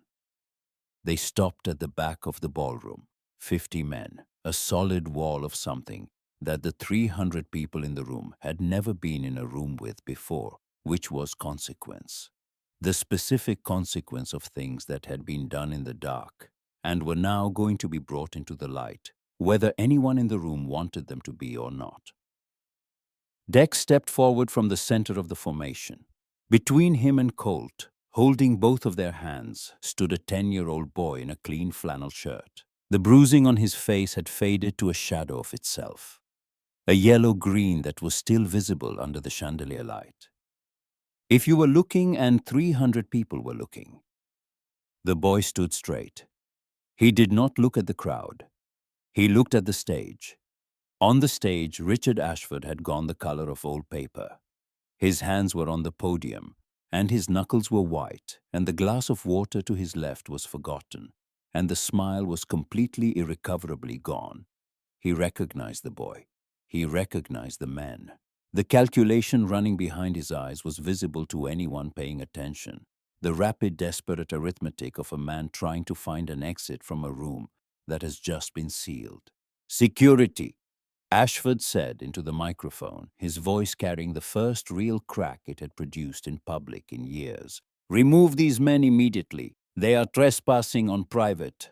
The screens went dark. All four of the large presentation screens behind the stage, which had been cycling through Ashford's campaign imagery for the past 40 minutes, went simultaneously completely black. The ballroom held its breath. Then the screens came back on. The footage was high definition and clearly lit, and there was no ambiguity about what it showed. A private casino on the eastern edge of Harrow County, the image time-stamped across the bottom of the frame. A VIP table with green felt. Mayor Higgins visible on the left side of the frame. Two men in the blazers of circuit court judges. Richard Ashford walking into the frame from the right setting. A metallic briefcase on the table opening it. The camera had been at the right angle. The bills were visible. The faces were visible. The transaction was unambiguous. The ballroom erupted. Chairs moved. Voices overlapped. The mayor was on his feet, his face white, turning to the officers standing near the service entrance. Several guests were already reaching for their phones. The two circuit court judges had gone very still in the particular way of people trying to decide whether to flee or disappear in place. "Turn it off!" Ashford shouted from the stage. His voice had lost its shape entirely. The performance was gone, and what was underneath it was not the composed private man, but something raw and uglier. The voice of someone who has just watched the foundation disappear from under everything they have built. "Cut the power to those screens right now. Someone cut the..." A second feed replaced the first. Cypher's synthesized voice filled the ballroom through the sound system clear, and even reading transaction details with the unhurried precision of a machine that had no investment in the human consequences of the information it was delivering.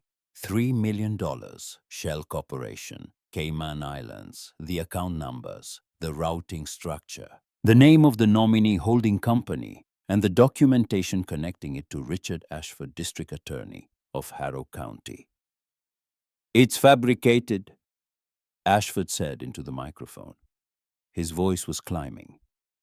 "This is a fabrication. Every piece of this is manufactured by criminals. These men are the criminals. This is exactly the kind of attack." "Is this fabricated, Richard?" The voice that came through the sound system was not synthesized.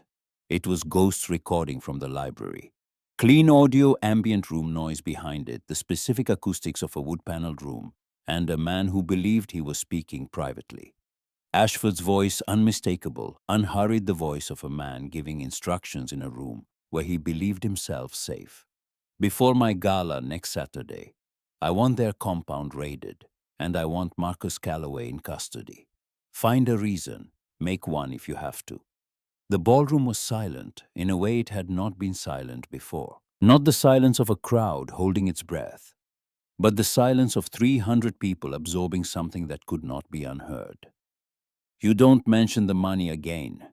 You make sure the anti-gang budget keeps getting approved, and you continue to receive your percentage."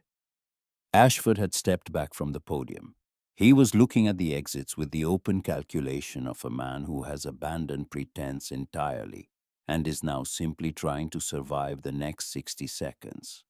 "Go check on my wife. Make sure she took her medication. I don't want her wandering downstairs and ruining the mood." And then the screens changed one final time. The footage was from the security camera in Ashford's home study, not placed by Ghost, but accessed remotely by Cypher through the estate's own compromised camera system, the feed that had been mirroring to their server since the night of the library visit.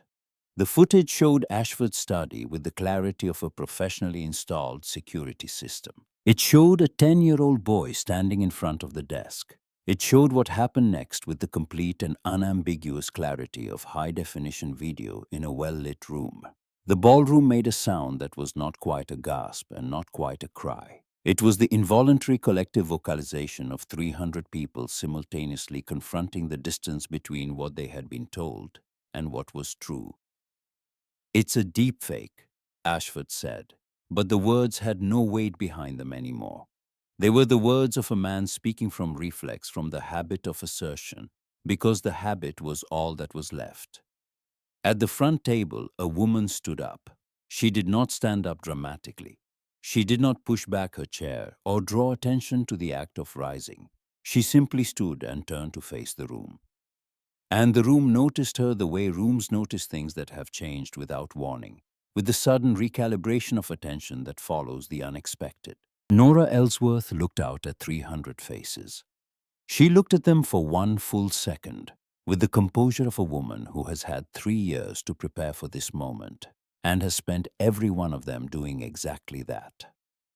A reporter near the side wall was holding a wireless microphone, having raised it during the chaos in the reflexive manner of journalists who have learned to put recording devices near interesting events. Nora reached out and took it from his hand with a naturalness that left him without the instinct to resist. He would tell colleagues later that it had felt in that moment entirely correct for her to have it. "My name is Nora Ellsworth," she said. The room went quiet.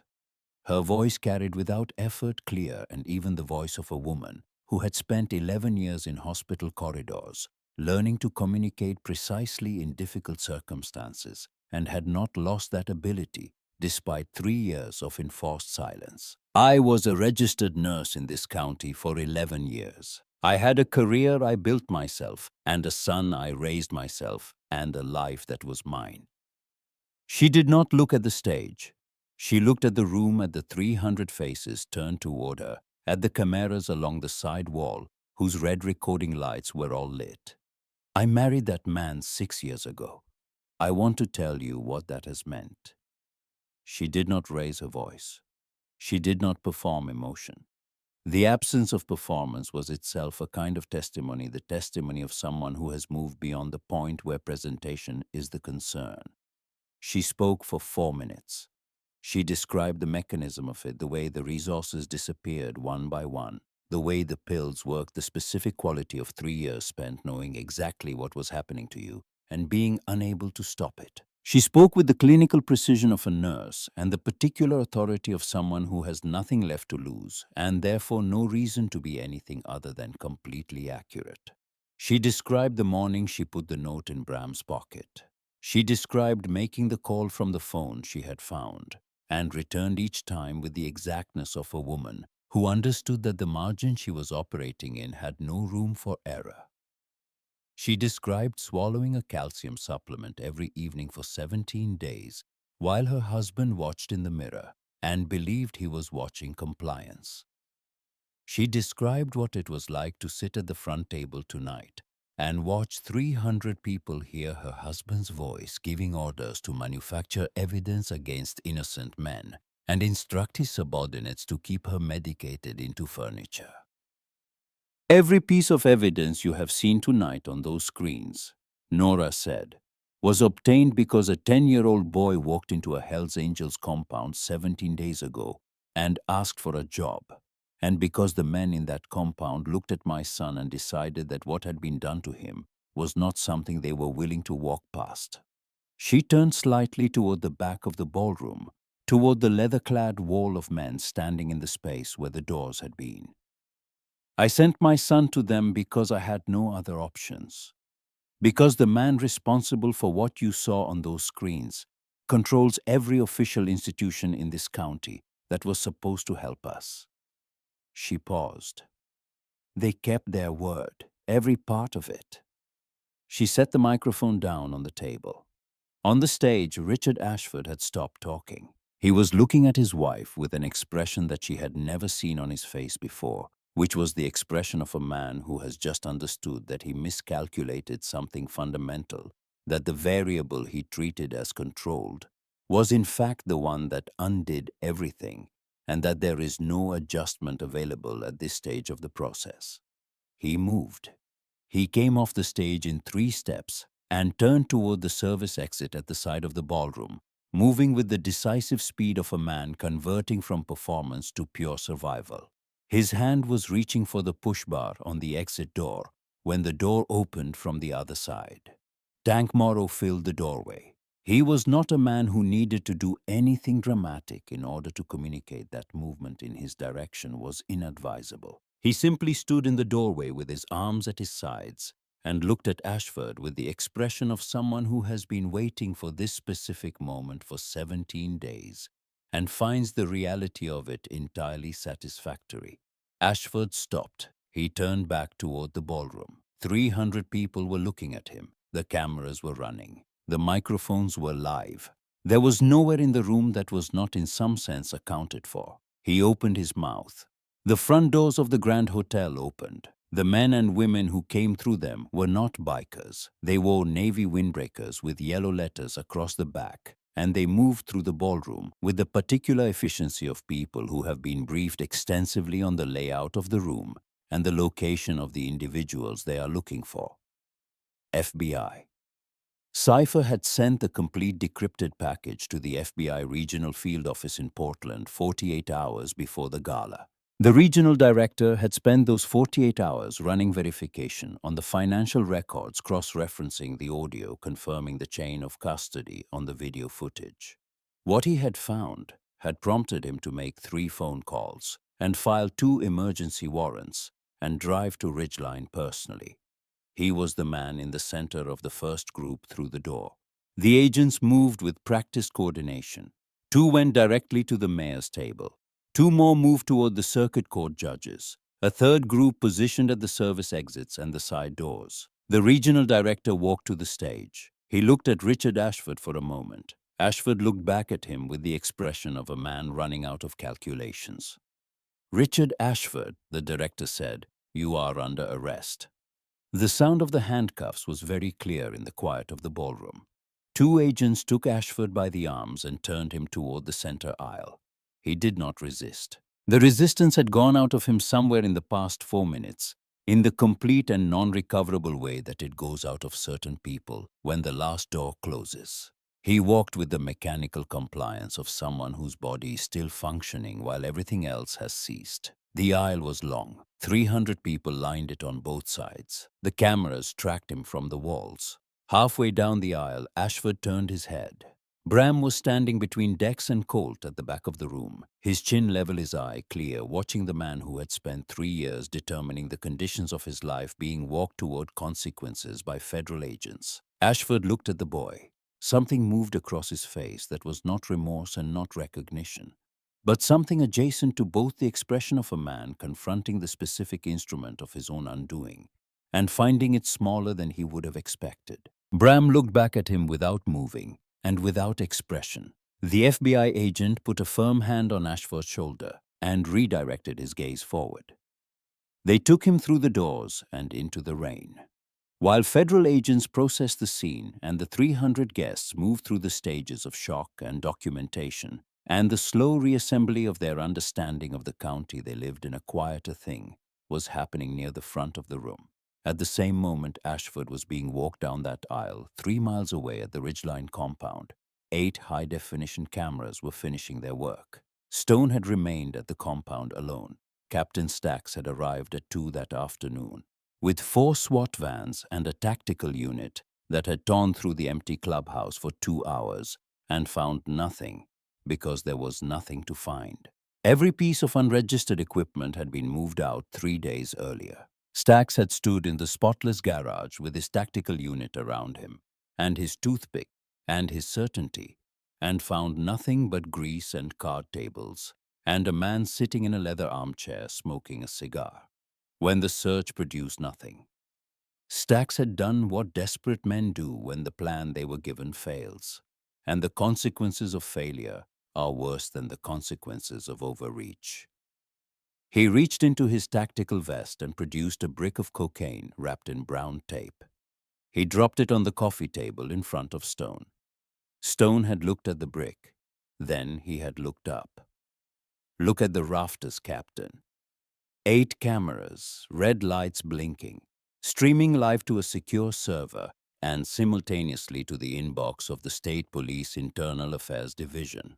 The color left Stacks's face entirely. State police cruisers had arrived at the compound 18 minutes later. They walked past Stone without stopping and put handcuffs on Roy Stacks and stripped his badge and his sidearm on the spot and walked him out into the afternoon.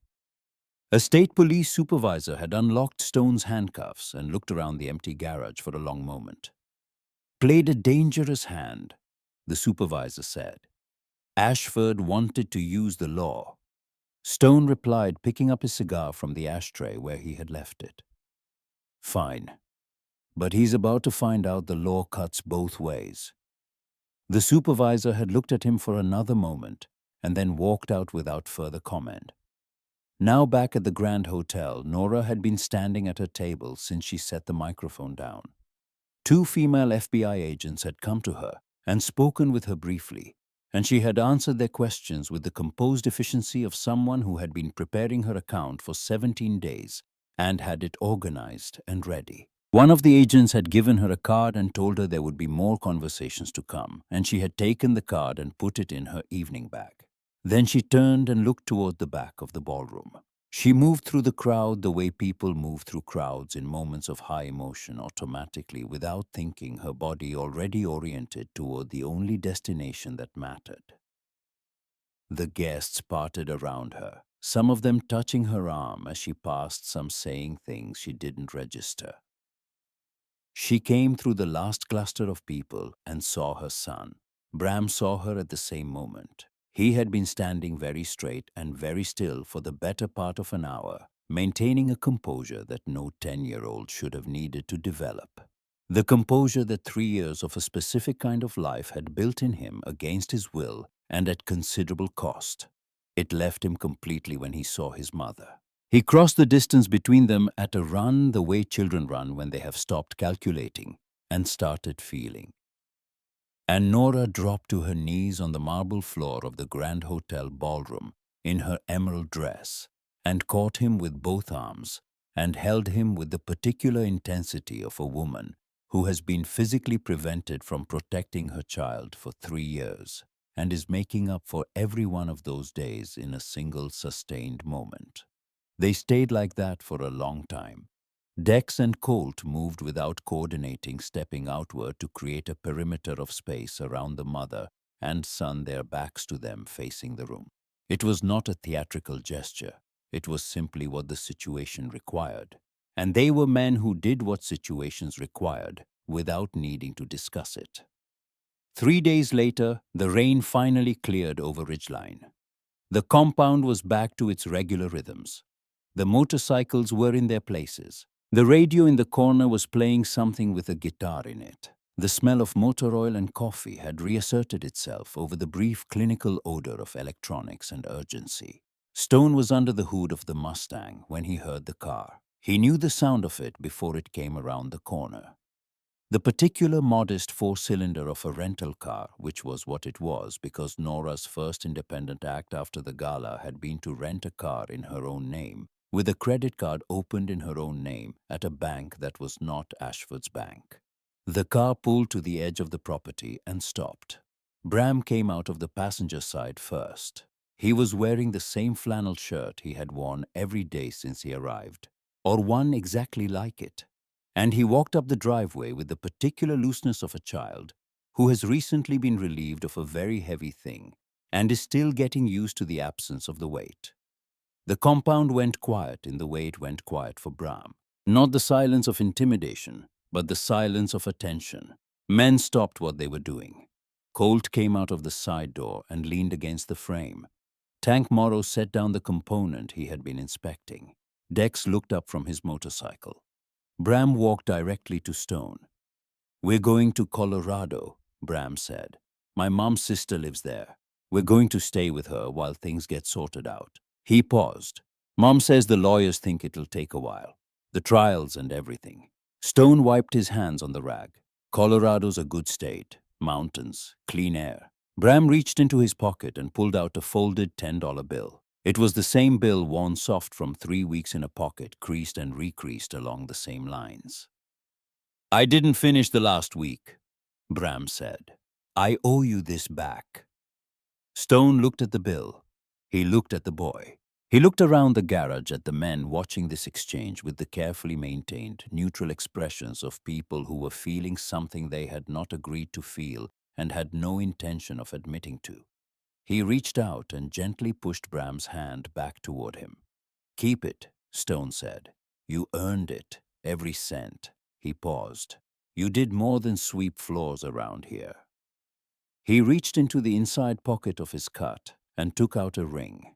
It was silver heavy for its size, custom made, a winged skull worked into the band in the particular style that meant something specific to the men of this chapter. He had taken it off his own hand 2 nights ago and put it in his pocket because he had known this moment was coming. He pressed it into Bram's palm and closed the boy's fingers around it. "You keep that," Stone said. His voice was low the way it got when he was saying something he meant entirely. "Anybody ever tries to put their hands on you or your mother again, you show them that ring. You tell them you've got people in Ridgeline." He looked at the boy steadily. "And you tell them we don't forget." Bram looked at the ring in his palm. Then he looked up at Stone with the expression of someone who has just been given something they will carry for the rest of their life and knows it in the moment of receiving it. He smiled. It was the full, unguarded smile of a 10-year-old child, the kind of smile that has nothing behind it except itself.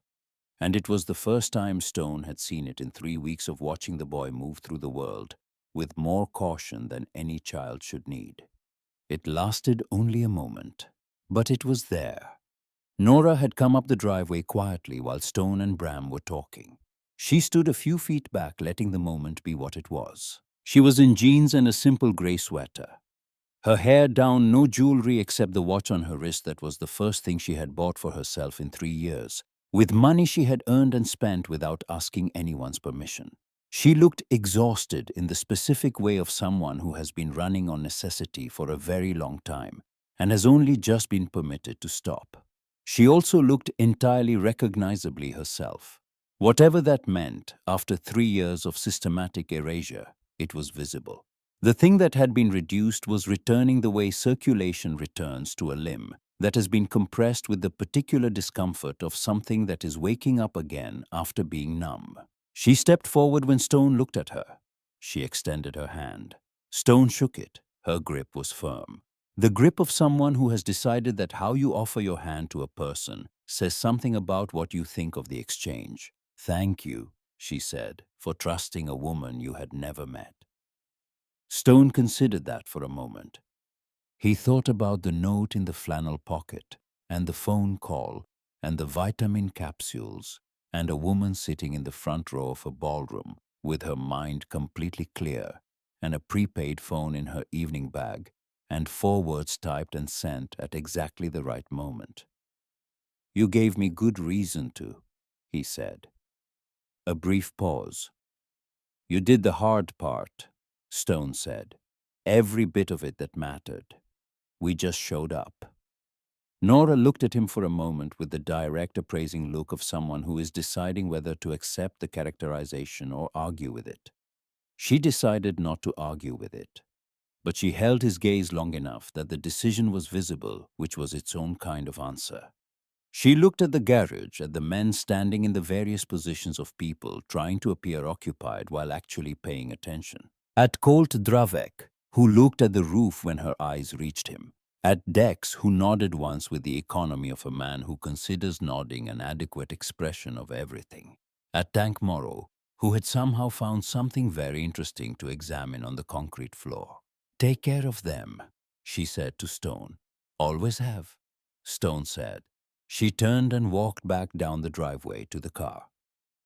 Bram followed her, and at the end of the driveway, before he got into the passenger seat, he turned around.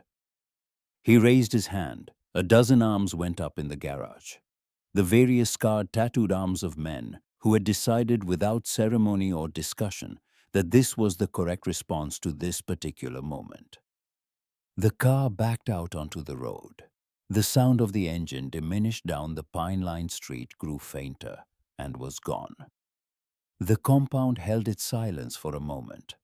Then Stone turned back to the Mustang and put his hands back on the engine. The radio clicked back on. Someone started working metal somewhere across the garage. The rhythms of the place reasserted themselves the way they always did, because that was the nature of places that had been built to last. Stone worked in the particular silence of a man sitting with something he doesn't need to say out loud. Richard Ashford would spend the following morning in a federal holding facility in Portland, awaiting arraignment on charges that would take years to fully prosecute. His attorneys would tell him eventually that the combination of the financial records, the audio recording, the security camera footage, and the live testimony of his wife delivered in front of 300 witnesses and multiple running cameras had constructed a case with a specific quality that experienced defense lawyers recognized and dreaded. It was not the kind of case you won. It was the kind of case you managed the duration of. Mayor Higgins resigned before the week was out. The two circuit court judges were suspended pending investigation by the State Judicial Conduct Board. Captain Roy Stacks was booked by state police at the Ridgeline compound on evidence that included 8 hours of high-definition footage of himself planting a controlled substance in front of a live-streaming camera, which his own lawyers described in the careful language of legal professionals navigating catastrophic facts as challenging. The Clean Streets Initiative was dissolved by emergency vote of the county council within 72 hours of the gala. The remaining funds were frozen pending a federal audit that would eventually recover most of what had been taken and result in a series of additional charges that added years to an already lengthy sentence. In Colorado, Nora Ellsworth would spend the first winter in 3 years sleeping in a house where the doors were not locked from the outside and the mornings belonged to her. She would begin the process of reinstating her nursing license in January, a process that moved faster than expected, partly because of the circumstances and partly because the people who reviewed the application understood that the lapse had not been voluntary. She would call her sister every day for a month, sometimes twice because she could. Her sister would answer every time. Bram Ellsworth would start at a new school in November. He would be quiet at first, the way children are quiet when they are still measuring the distance between how things used to be and how things are. He would get better at trusting the distance. He would make a friend by December, a boy who sat next to him in science class, and who, in the way of certain 10-year-olds, decided that Bram's quietness was interesting rather than alarming, and kept talking to him anyway, until Bram started talking back. He kept the ring in the front pocket of his jeans the way he had carried his mother's note in his flannel shirt for 17 days, not as a talisman against specific bad things, but as a physical reminder that a specific promise had been made and kept by men who had no obligation to make it, and every practical reason to walk away from a frightened boy with a bruised face standing at the edge of a garage asking for a job. He did not forget Ridgeline. Outside the open bay doors of the Ridgeline compound, the October sky was doing something it didn't always do in Oregon in October.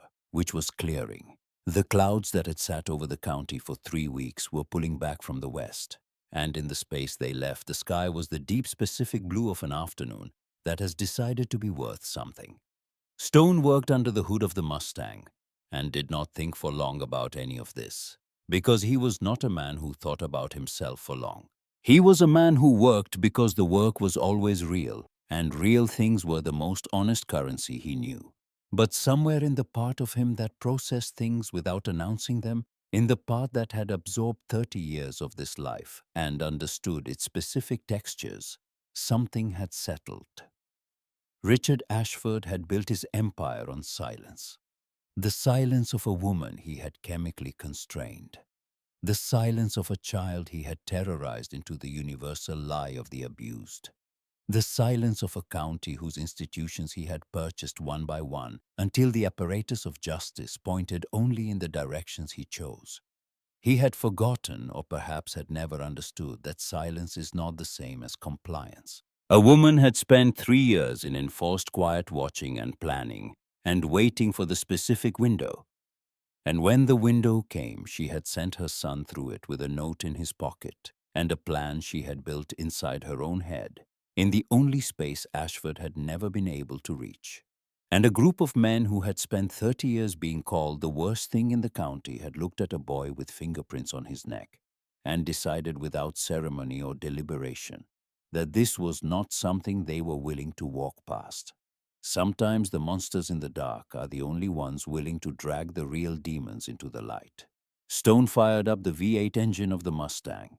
The sound of it filled the garage with something that was not quite music and not quite language, but was in its own way a kind of testimony. The testimony of a machine that had been built to run and was running, doing exactly what it was made to do in the hands of someone who understood it. The work was always there, and the work was always real.